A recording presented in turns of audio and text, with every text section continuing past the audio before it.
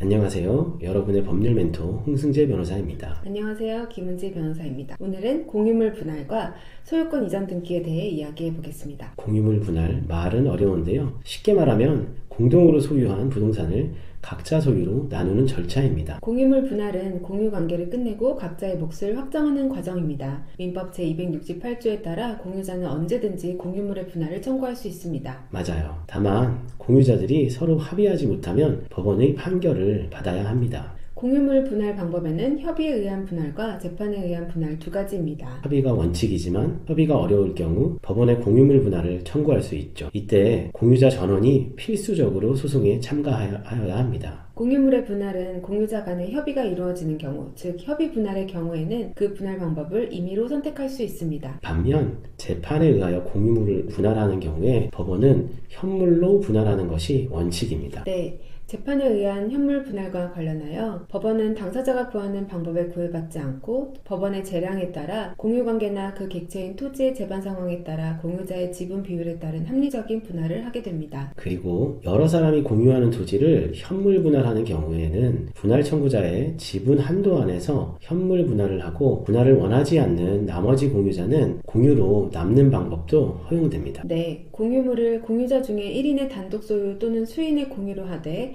현물을 소유하게 되는 공유자로 하여금 다른 공유자에 대하여 그 지분의 적정하고도 합리적인 가격을 배상시키는 방법에 의한 분할도 현물 분할의 하나로 허용됩니다. 하지만 불가피하게 현물 분할을 하기 어려운 경우도 있는데 이런 불가피한 때 법원은 경매를 하고 공유자들은 그 매각 대금을 나눠 가지게 됩니다. 공유물 분할이 확정되면 소유권 이전 등기를 해야 합니다. 맞습니다. 등기 신청은 원칙적으로 등기 권리자와 등기 의무자가 공동으로 신청하는 것입니다. 다만 재판상 분할이 이루어졌다면 단독 신청도 가능합니다. 형제끼리 토지를 공유하다 일부만 단독 소유하고 나머지는 계속 공유하기로 했다면 네, 이런 경우 공유물 분할 등기를 통해 일부는 단독 소유로 나머지는 조정된 지분 비율로 공유할 수 있습니다. 공유자 중 한 명의 지분이 압류된 경우 공유물 분할을 하면 압류가 풀릴까요? 아닙니다. 압류된 지분이 포함된 토지를 분할해도 해당 압류는 새로운 토지에도 그대로 유지됩니다. 압류 해제를 원하면 별도의 절차가 필요합니다. 공유자 중 한 명이 분할에 반대하면 어떻게 되나요? 공유자 전원의 합의가 없으면 협의 분할은 불가능합니다. 이럴 경우 공유물 분할 소송을 제기해야 합니다. 미성년자가 공유자인 경우 부모가 대신 진행할 수 있나요? 원칙적으로 미성년자의 법정 대리인이 처리하지만 이해상충 문제가 있을 수 있어 가정법원의 특별 대리인 선임이 필요할 수도 있습니다. 공유물 분할은 단순해 보이지만 법적 쟁점이 많아 전문가의 도움이 필수적이라 할 수 있습니다. 맞습니다. 공유물 분할은 다수의 이해관계가 얽혀있기 때문에 사건 해결이 쉽지 않을 뿐만 아니라